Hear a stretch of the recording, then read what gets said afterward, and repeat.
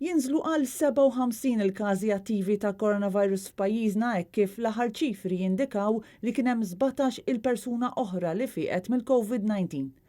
Fl-aħħar 24 siegħa kien hemm każ wieħed biss li żdied mal-lista tal-każi pożittivi, dan minn fost 1000 test li saru, numru kemm xejn inqas mit-testijiet li normalment kienu qed isiru fl-swabbing centers.